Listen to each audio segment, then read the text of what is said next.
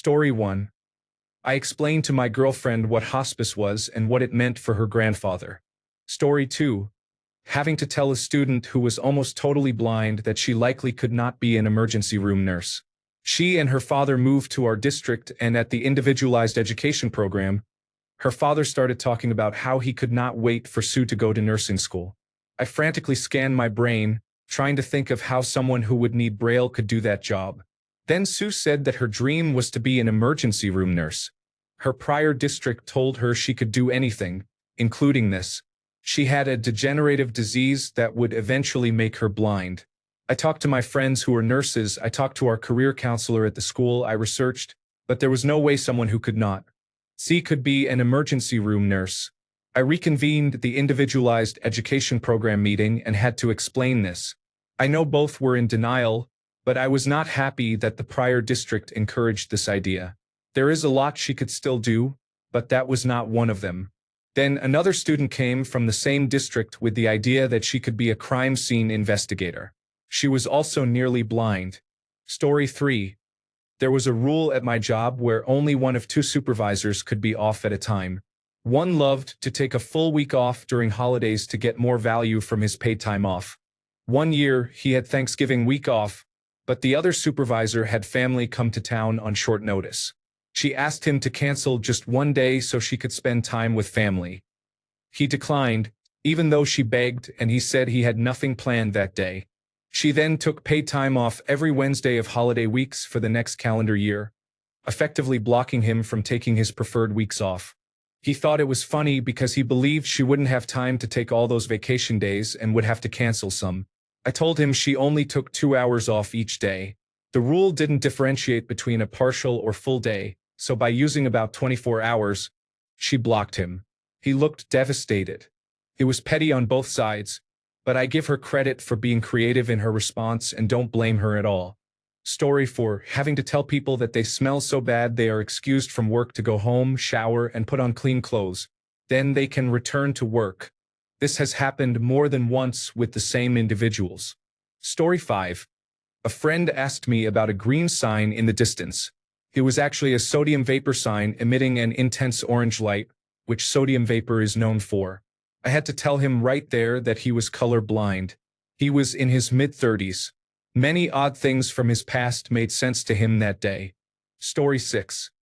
I had a guy working for me who was extremely nice, easy to get along with, and wildly inept. Not even low effort, but just not capable of learning seemingly basic tasks. We tried everything. Coaching, giving him legitimate checklist instructions, having a team lead sit with him for a couple of weeks to walk him through the basics. Everything. Everyone said the same thing. He just couldn't do the job. Everything he did had to be double-checked by somebody else, which meant we might as well have somebody else do it. But everyone liked the guy. They thought he was easygoing and cool to be around. Still, he just couldn't do that job. So I had to find another place for him in the company that would better match his skills. The option was for him to either take a lower job with lower pay or be fired with severance. I was not looking forward to the conversation. I called him in for a one-on-one meeting to break it to him, and the first thing he said was, "Hey boss, before we start, I just want to tell you that I really feel like I've been doing a great job here, and I would like to talk about a raise." That conversation was not a fun one. Story 7. Not me, but my ex a couple of years ago got a job as a cook working at a big hospital. They had a mostly set and recurring cycle of dishes and items in Golden Corral-style stations around the cafeteria. Basic food dressed up or pre-prepped. Nothing too fancy. His first month, he became familiar with some of the residents and doctors who would make small talk with him as he loaded their plates. One of these doctors was a man originally from India who was very enthusiastic about the country fried chicken smothered in pepper gravy. He said it was his favorite dish, and it was not uncommon for him to stop by at the end of his shift to purchase extra to take home. My partner's first time working the entree station, the doctor pointed and asked my partner for his usual country fried chicken. My partner stared at him, confused. They did not serve country fried chicken, but they did have chicken fried steak. When he nonchalantly informed the doctor of this, the man's eyes went wide. He looked genuinely shocked. "This isn't chicken?" My partner described the expression on his face as going from Jared and baffled to very sad when he realized he had been eating beef this entire time, but also that it tasted so delicious. Apparently, despite eating other types of meat, the man was still deeply tied to his Hindu roots and avoided beef in his regular diet because of this. The previous cook before my partner had mistaken these ambiguous meat patties smothered in thick gravy for chicken, so wires got crossed, and he then relayed that incorrect information to the doctor. I still cringe when I think about this. My ex felt so sad he had to be the one to tell him. Story 8. I had to tell my friend that the online girlfriend he had been talking to for months was actually a scammer using stolen photos. He was planning to send her money to come visit, and breaking the news to him was one of the toughest conversations I have ever had. Story 9. I had an employee who was a strict vegetarian for religious reasons. One day, we were discussing the employee salad bar, and he mentioned how much he loved the Caesar dressing packets they offered. I was surprised and unintentionally said, "Oh, I didn't realize you ate fish." He responded that he was vegetarian and gave me a quizzical look. I had to explain that the salad dressing contained both fish and Parmesan cheese, which is almost always cultured with animal rennet. He didn't believe me and, the next day, insisted on reading the ingredients on one of the packets to prove that I was wrong. When he got to the anchovies, he became quiet. I still feel awful that he had to find out that way. Neither of us handled the situation well. Story 10. I had to tell my friend that the girl he had been sexting was actually a male friend of hers who was sharing screenshots with everyone on campus. Story 11. My best friend in high school was overweight and would sweat profusely. We would come in after lunch in Texas, and he would smell awful.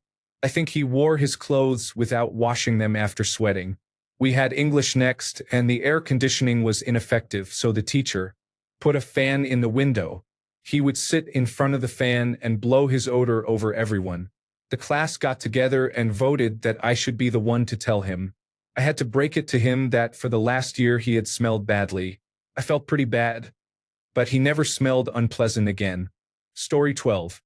I came back from my first day of finals in my first semester of college to find two women in suits and a campus police officer waiting for me.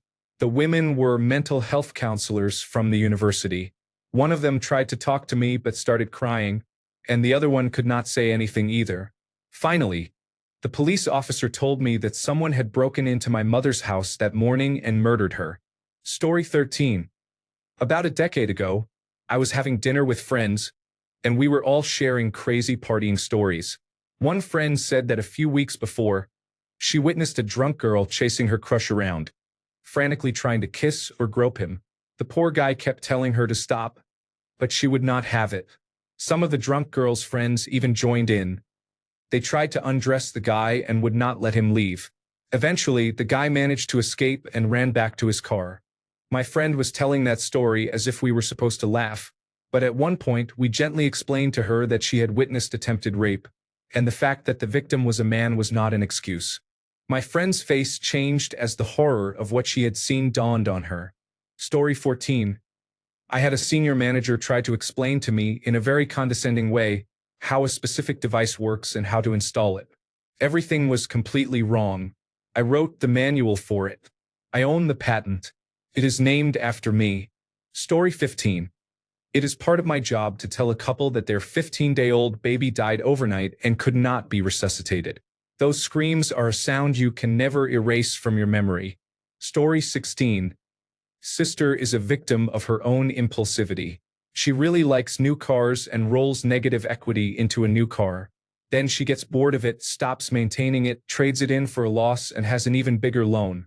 This was back when loans were almost free and they could finance anybody.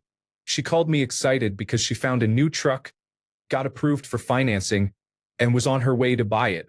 I went to meet her there, a big V8 full-size pickup truck, for a woman working part-time and living in a congested city. Why do you want this? My kids need a place to transport their bikes, and I want to go camping. I test drove it with her. The salesman was doing everything possible to make the sale. Fair enough. He is not a financial advisor and does not have to deal with the consequences. But right there in the showroom, I had to tell her this was an awful idea. She could not afford it. It would be a huge burden, and she needed to walk away. Thankfully, she did. The salesman was seething mad and probably would have punched me if he could have gotten away with it. Story 17. Oof, definitely the time I had to tell a friend that the business opportunity he was so excited about was actually a pyramid scheme. He was very hyped, talking about how he was going to quit his job and be his own boss. I tried to ease into it, but there is really no soft way to say, "Hey man, you are about to lose a lot of money and ruin your friendships." Story 18. When I received the call that my mother had passed away, they did not say that she had died. Instead, they used medical terms, saying she did not have a pulse and was not breathing. It took a long time to understand that they were saying she was gone and that it was final. Story 19. My superior, a bank vice president, told me to fire my subordinate because he was always snapping his fingers when he walked, and he knew it drove everybody crazy. She said if I did not do it, she would fire both of us. This was decades ago, and laws were mere suggestions then. I took him to lunch and let him pick the restaurant.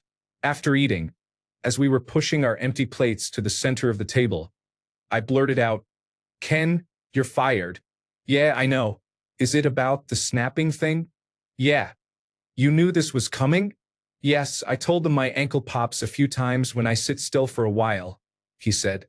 He got up and walked around the table, and I could hear a loud pop, pop, pop.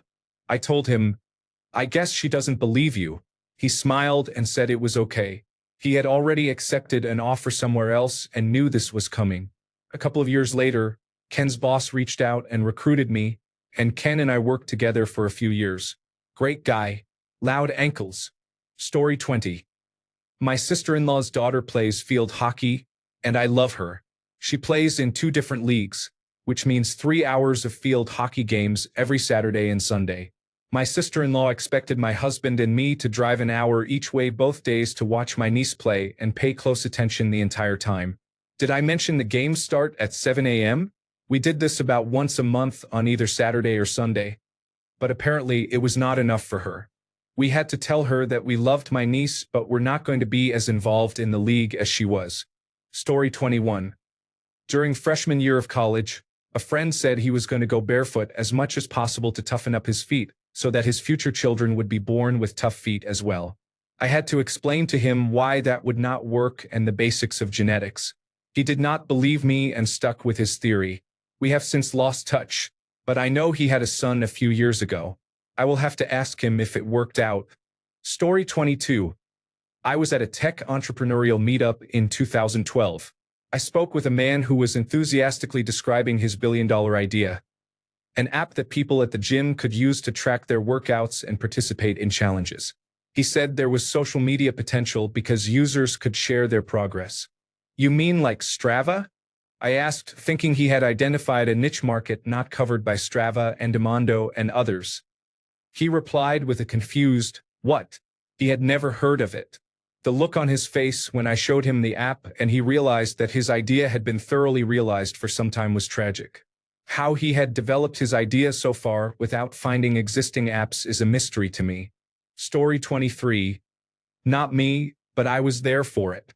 After a family wedding, my dad and some of his cousins he had not seen in years were at my parents' home drinking beers and catching up. As they were laughing about an old story from being kids, my dad asked one of the cousins how his little brother was doing, because they had not talked in a few years. The room became completely silent instantly, and we could tell something was very wrong. The cousin my dad asked about got choked up, and another cousin awkwardly told my dad that the brother had died the year before. It turned out my entire family was aware and had all gone to the memorial and been notified. My grandma somehow failed to realize nobody had informed my parents, so it was literally only my parents who had no clue. Nobody even really shared about it on social media, so it was a complete shock to us. Story 24. My ex-wife tried to commit suicide twice in 1 week. The second time, she was admitted to a psychiatric ward. Her mother decided to come over to help with the children and household chores. On the second day she was at the house, she came out of the bedroom disoriented. Turned out she was having a stroke. For the third time that week, I had to call emergency services. I had to go to the psychiatric ward and tell my suicidal, drugged wife that her mother, to whom she was very close, was in the hospital because she had a stroke. Story 25. Not me, but I went to visit my dad at his job. He has an employee who was bragging to his coworkers about how well he has been doing and was thinking of asking for a promotion. My dad later told me that he fired that employee that same day due to poor performance despite multiple attempts to help him. Story 26. My sister and her husband had a newborn baby, 4 days old. My sister's husband turned to me and said, "He will sleep soon, right?" Story 27. My uncle called me to ask where my mother was. I told him she went to look at my grandfather's body. Apparently, he did not know his father had passed yet. That was pretty awkward. Story 28. I was doing a phone port with AT&T, and when we got done, the AT&T representative said, "All right, man, have a good weekend." I replied, "I hate to break it to you, but it's only Tuesday." I heard him actually sigh and say a curse word under his breath. Story 29. I had to tell my mom that my grandmother, her mother, had died and been buried a month earlier. My mom had been in a COVID-19 related coma for about 6 weeks during that time. At one point, they were actually in the intensive care unit in beds beside each other. Neither of them ever knew. That was very difficult. Story 30. 15 years ago, my friend's father sadly passed away shortly after we graduated college. It was devastating for him. He hoped he would at least get a financial boost to help him get back on his feet. But unfortunately, his father kept it a secret that he was deeply in debt and had no liquid cash to his name. My friend had no support and fell into a terrible depression. He was broke, couch crashed with me and our friends for a while and quit his job. 2 years later, he was still spending a month here and there with various friends around the city, eating their food, staying on their couches, drinking their alcohol, and using the tragic passing of his father as his reason for being the way he was. It had been 2 years. We understood the pain he felt was real, but it was really time for him to get back on his feet and take care of himself. We didn't know how to explain it to him, but we all felt he was taking advantage of us and using his father's death as an excuse not to get a job. I found him a job, a good one he would be good at, had studied for, and didn't require prior work experience. I talked to a team lead and a human resources representative and got him a contact line for them, basically assuring an interview and a job offer if he arrived on time and sober. Weeks later, the human resources representative and the team lead were confused, thinking I didn't relay the information to him. He never called. I gave him a straightforward job opportunity, and he just ignored it. I called him out on it, but he told me to calm down and chill out, saying I wasn't sensitive to his depression and wasn't understanding of his needs. So my worst moment wasn't really with him. It was with all my friends afterward. I had to tell them all to turn him down every time he asked to stay a week at their place. It sucked. The timing and my response to his refusals gave it away. This guy knew I was the horrible jerk who turned all his friends against him and denied him free room and board. I was probably the sole reason he'd blame for his inevitable descent into homelessness. I accepted the burden and called them up, explaining I had a job lined up for him and he refused. So we all had to stop giving him free places to stay if he wouldn't take an easy job. Yes, it sucks his father died. And it sucks he didn't get any kind of inheritance to start his life properly. It sucks he felt this terrible depression that lingered for years. And most of all, it sucks he had a group of enabling friends like me who humored it for so long it just became his accepted norm. We failed him. He didn't end up homeless, though. Without us offering him a couch to crash on anymore, he moved in with his aunt. She didn't take his excuses, didn't put up with his laziness, and did all the things we should have been doing all along. No alcohol allowed. No weed. No gaming after she went to bed. She only had one TV in the house, and it was for the Food Network only. He got a job developing three-dimensional assets for virtual reality titles and started moving up, creating virtual reality experiences for architecture companies. He probably still hates me, and I'll admit I made mistakes to justify it. But I'm really grateful his aunt was there. I did what I needed to do, but it would have been even 10 times worse if he had ended up living on the streets, still blaming his father's sudden death for his 2-decade-long predicament. Story 31. A very long time ago, I had 2 friends who were both on equal footing with me. One of them started dating the other one's girlfriend. That was difficult. I struggled with it for a long time, and my decision to tell the person who was hurt ultimately led to losing the other friend. As hard as that was, I still believe it was the right thing to do. Story 32. I once had to tell a friend that the homemade cookies she proudly brought to a party were just repackaged store-bought ones we all recognized. The look on her face was priceless, but we still love her. Story 33. It's always telling parents that their child is not good at the sport they are playing. Parents drop off their children and leave without watching the workouts. When the child is cut from the top team, they complain, saying, "But I dropped them off 6 times a week for the whole season." I respond, "I hate to break it to you, but showing up is not the same as actually working out." Story 34. Back around 2007, I had an older colleague who was excitedly flitting around the office telling everyone about some lottery she had won, and that she was going to quit just as soon as $100,000 cleared in her account. Mary was only in her 50s, so still years away from retirement. On top of that, she was an administrative assistant at a nonprofit, so we were not talking about a lucrative career where she was squirreling away funds for a rainy day. And here she was, ready to resign a decade early over a sum that would only be worth a few years of salary, after taxes. Did I mention that there was talk of a fur coat? I would have normally kept my mouth shut. After all, her poor financial planning was none of my business and, frankly, I would not have missed her in the office. I was not a fan. I just could not be silent once she got to my office, though. It was obviously a scam. I said, "I'm not trying to rain on your parade, but are you absolutely sure this is legitimate?" She replied, "Oh yeah, I already gave them my banking information and everything. They are depositing the money today." I suggested, "You may want to call your bank just to be sure." She said, "No, it's fine." I said, "Okay, congratulations." Not even an hour later, I heard her screeching into her phone, "No, don't close my account. They are supposed to be depositing the money. Depositing. No, depositing. No, they are not taking it out. They are putting it in." My office mate and I just looked at each other. Mary did not say anything to anyone about the fraud. The bank calling her as a security measure saved her from getting cleaned out. The scammers did not actually get her money. Epilogue. About a year later, a bunch of us, including Mary and myself, were laid off at the beginning of the recession. I did not like Mary, but I did not wish her ill. I can only imagine how much harder it was for her to find work than us 20 and 30-somethings who lost our jobs. I know the people laid off were cherry-picked based on who the founder did not like. Question a process? You were on the bad list. Do anything other than support the founder's ideas? Bad list. Run around the office talking about quitting? Mary absolutely landed on the bad list that day. She had been one of the first employees the organization ever hired and, just like that, she was disposable. Story 35. My brother called me to tell me that our sister was in the hospital after a hit and run.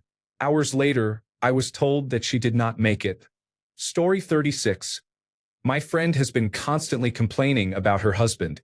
I visited them for a couple of weeks and had to tell her that she is the problem, significantly so. I genuinely felt sorry for her husband by the time I left.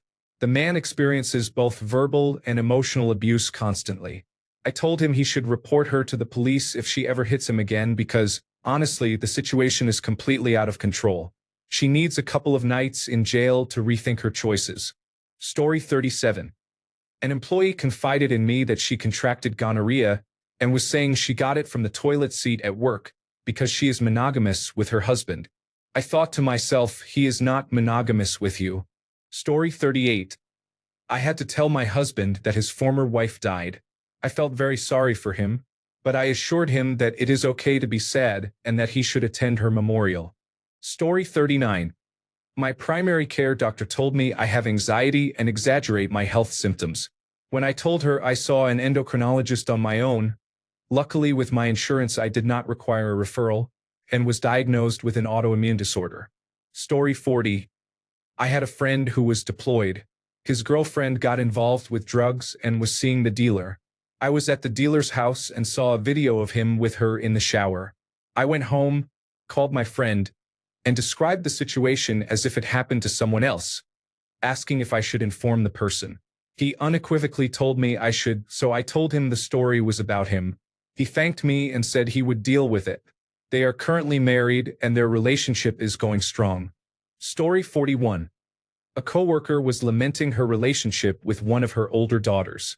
She said it started fracturing when her new husband, the daughter's boyfriend, came into her life. Without thinking, I asked if he had hurt the daughter. She was adamantly opposed but then became introspective. The next week, she told me that she confronted her daughter, and it turned out I was correct. The coworker took a new job away from me 4 months later after being at that job for more than 25 years. Story 42. I found out my friend's girlfriend had hepatitis C. Her cousin told me she had it and was not going to tell him. No one else would, so I called and told him. It was Valentine's Day, awkward. Story 43. I had to tell my father that my mother had died. Twice. He was in a coma the day she died and came out of it the next day. Once he regained strength and coherence, he asked where she was, and I had to tell him she had died. That was hard enough, but apparently, he forgot or was not fully back yet. A couple of weeks later, he was still in the hospital and he asked, "Where is your mother?" Since she obviously had not been visiting him, so I had to tell him she had died again. The second time was much harder than the first. Story 44.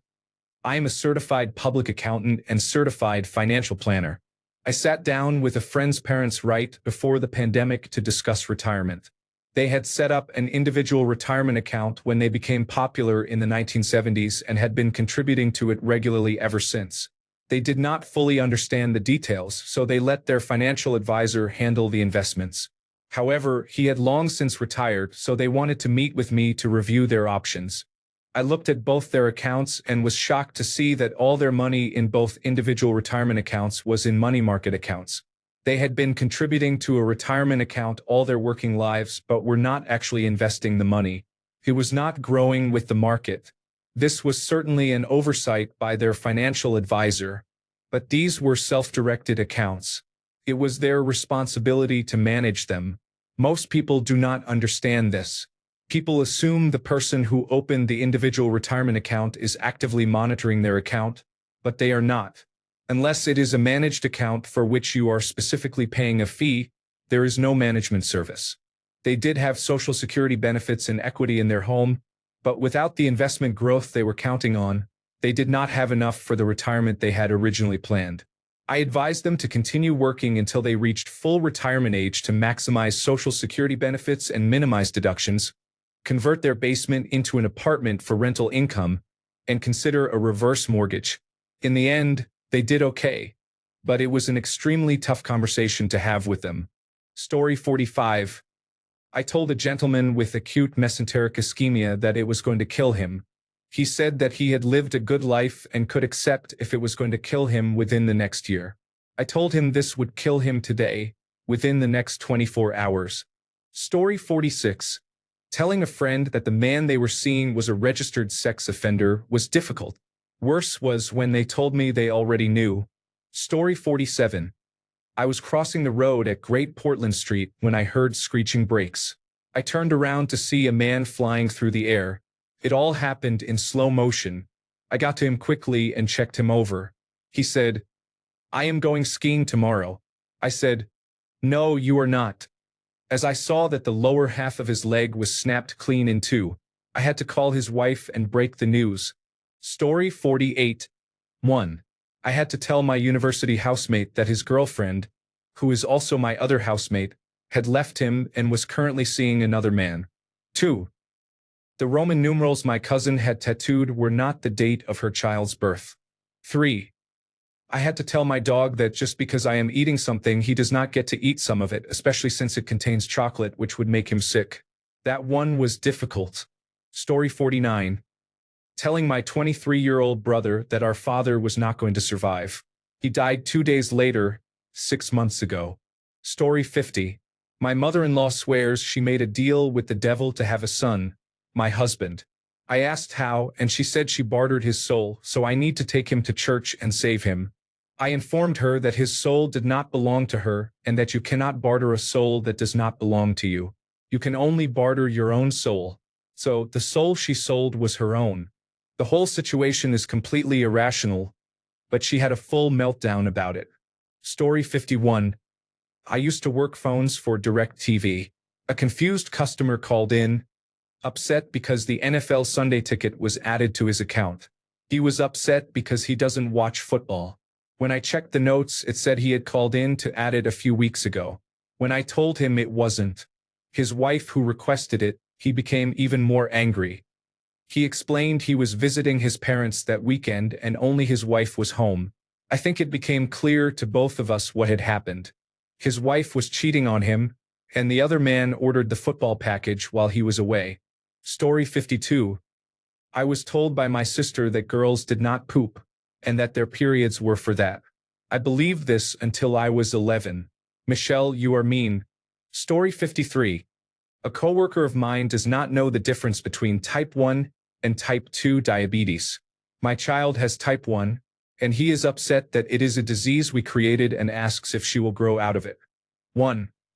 Type 2 diabetes is sometimes said to be created by people eating too much sugar, which is an oversimplification.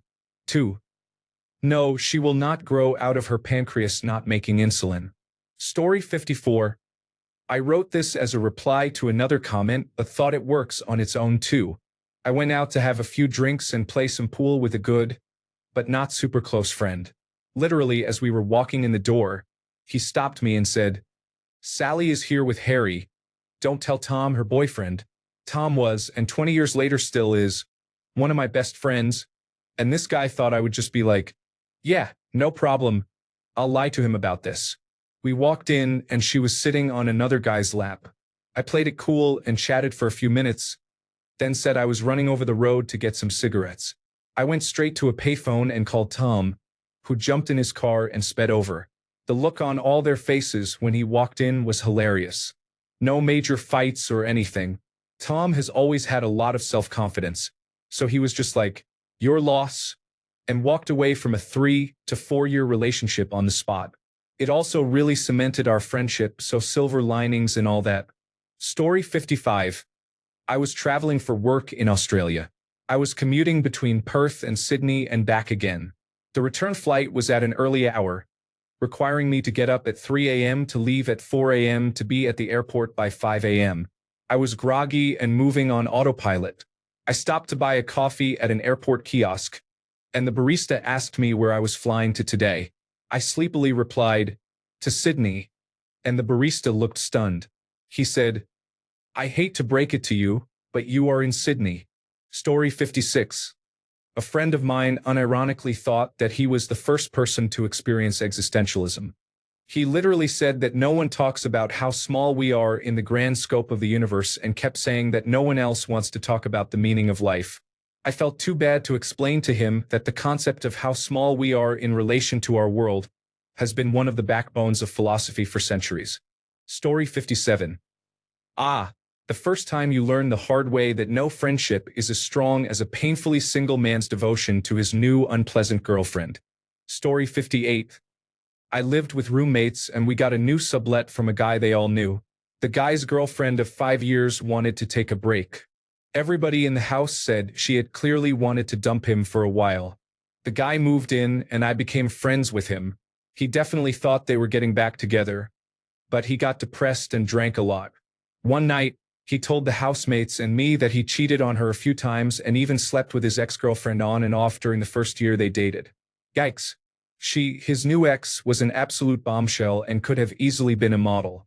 The kind of face you could just stare at, unreal looking, but she was a total little Miss Princess. A real self-centered type, but a lot of fun to party with. She still hung around with the overall group of friends and my roommates. One night, everybody was drinking together when her ex was not around. Somebody brought up cheating, and she started laughing. Someone was curious why she found it funny. It's just not something I have to worry about. I'm too attractive. Nobody would cheat on me. Story 59. Recently, a friend on Facebook mentioned that she was pro-life, but still believed women had the right to choose.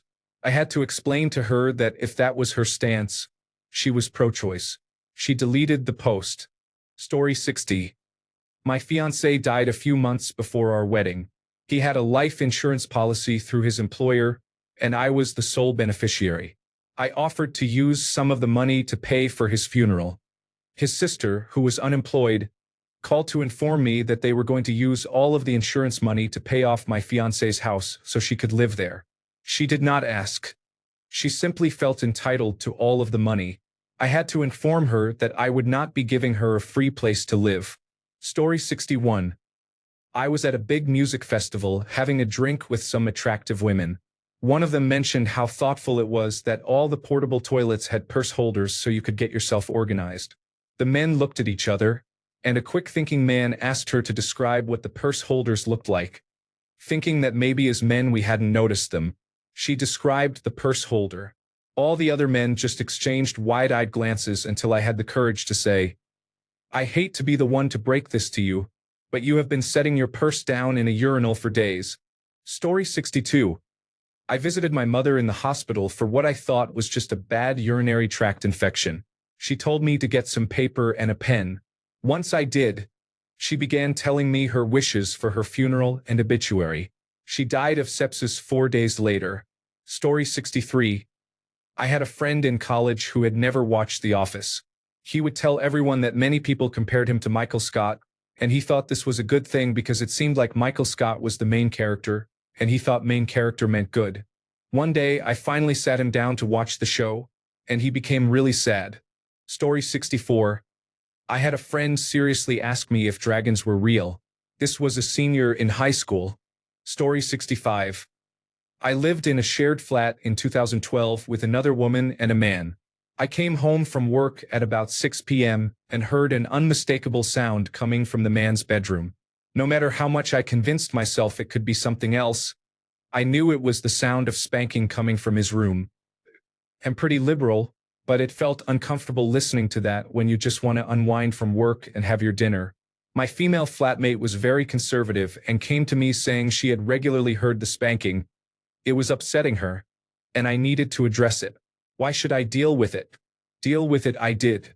I cornered the man in the kitchen and said boldly, "This is rather awkward, but I need to talk to you about the loud spanking in your bedroom." He replied with the line, "Oh, that, well, it's not what you think it is. I am not spanking women in there. They are spanking me."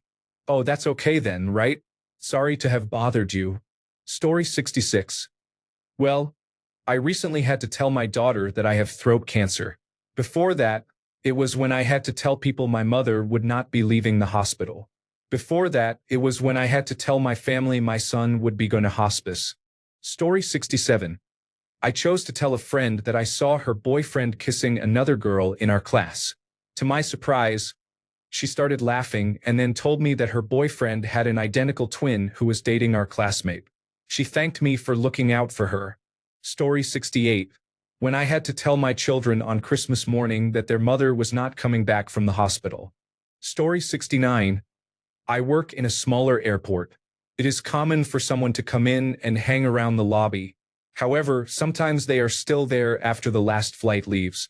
They will ask when the flight to destination is expected, to which you reply that we do not have flights there.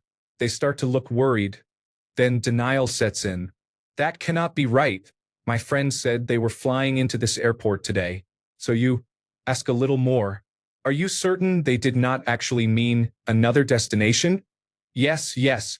This is the boarding pass they sent me a picture of." They show you a picture of a forged pass. They explain that they have been chatting with someone for months and often sending money. Most of these people are older men and women who are looking for someone they can connect with, only to get scammed out of their savings.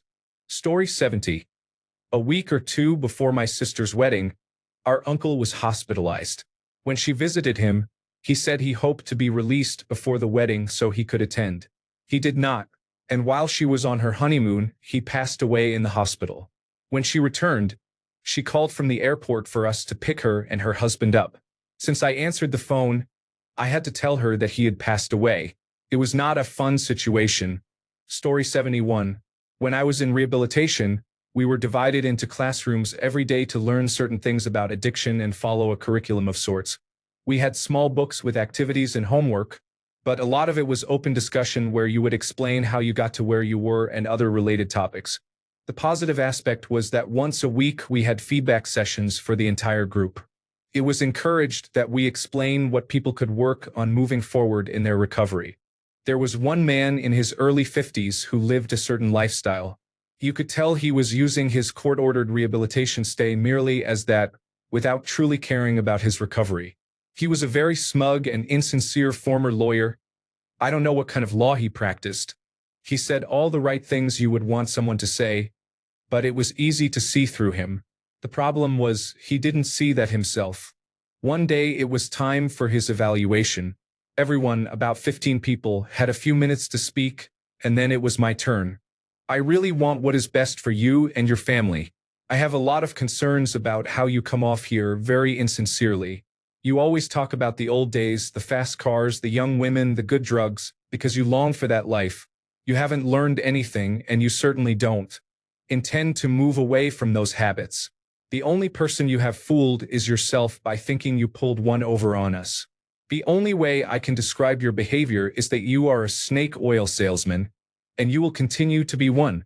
I want what's best for you, but I have no faith that you do. The room was so silent you could hear a pin drop. He said nothing. Our counselor then added, "Well, I can't add anything to what Balrog has said here. He is absolutely right. You have been here for 40 days, and you haven't changed anything about yourself." You could see the happiness fade from him, knowing his entire charade had fooled no one. Story 72. I had to explain to a good friend of mine that he was on a path to destroy himself with credit card debt by paying only the minimum every month and spending freely. We reviewed his finances together, and I showed him the interest that had already accumulated and what it would be by the end of the year. He cried. To his credit, he stopped spending, worked hard in a difficult job for a few years, got out of debt, and moved on. He is now very financially responsible, and I am proud of him. That was a gut-wrenching moment. His family growing up lived the same way, had never modeled or taught financial responsibility, and still basically live in debt and poverty. Story 73. I had to tell a friend that her vagina smelled. I felt so bad for her as she was very embarrassed. But a few of the men she had been sleeping with had been spreading rumors. I thought it was best that the information came from me rather than anyone else. I do not know. Story 74. I had to tell a colleague that his close friend was working hard to get him fired. Story 75. Thanksgiving, and I ran out of time to make stuffing. Father-in-law praised what I served highly, finally proclaiming that he would know if anyone ever served him stovetop. I calmly let him know he was eating stovetop. I had added fresh celery and onions and made it with broth and butter, but still. Story 76. My father-in-law was planning a trip to Europe. I recommended museums. He said he was not interested in museums. He wanted to see things outside of displays, which is fair enough. He said, "I do not want to see an exhibit. I want to go and see the Berlin Wall." I replied, "Oh geez, I do not know how to tell you this. I know there are remnants you can see, but the only example he chose was famously pulled down decades ago." Story 77. My manager took a new opportunity, and the director made me acting manager for 7 months with no increase in pay. They told me they had to interview other candidates, but I would probably get the job. They gave the position to an outside candidate and told me I was expected to train him. I knew they had invited a candidate for a second interview, so I started looking for another job. I had an offer in hand when they explained that I did not get the job. I told him that I hated to break it to him, but I had another job and was putting in my notice, effective immediately. He was confused that I had been looking for another job and was not gullible enough to accept his excuses. Story 78. My current project manager. We had been selecting new software for almost a year and, in the meantime, I was assigned to a more boring project. After a year, we finally kicked off, and about a week in, she took me into a meeting room privately. There has been a merger. The project is called off.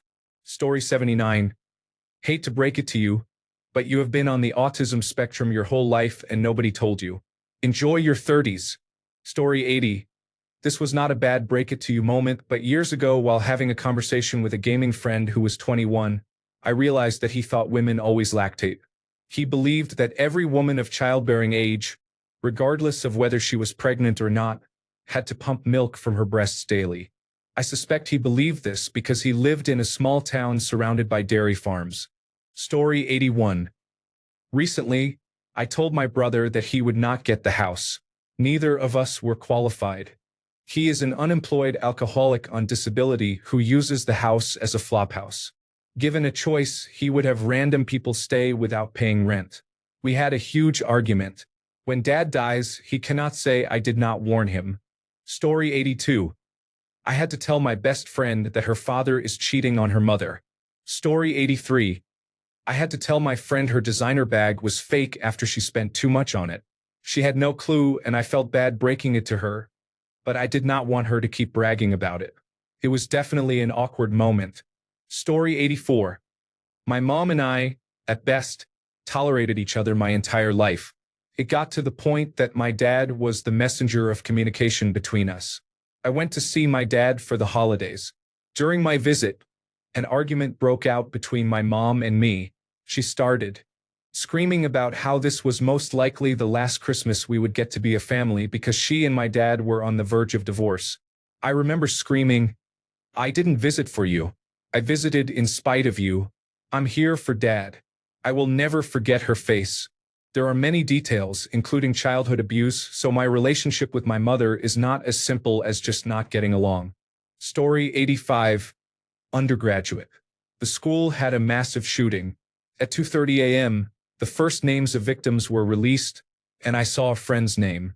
My girlfriend had known her since high school. I did not sleep that night, thinking about how to tell her when she woke up. I could not get over watching her sleep, knowing I was going to start her day with misery. To this day, it is probably the hardest conversation I have had. Story 86. Explaining to a friend that her appeal against expulsion from college had been denied and that she would not be eligible for a return of any student loans already disbursed. She missed a lot of classes due to mental health issues and unfortunately did not take advantage soon enough of any of the resources offered on campus. Thanks a bunch for sticking around till the end of the video. Remember to subscribe, and until next time, stay awesome and goodbye.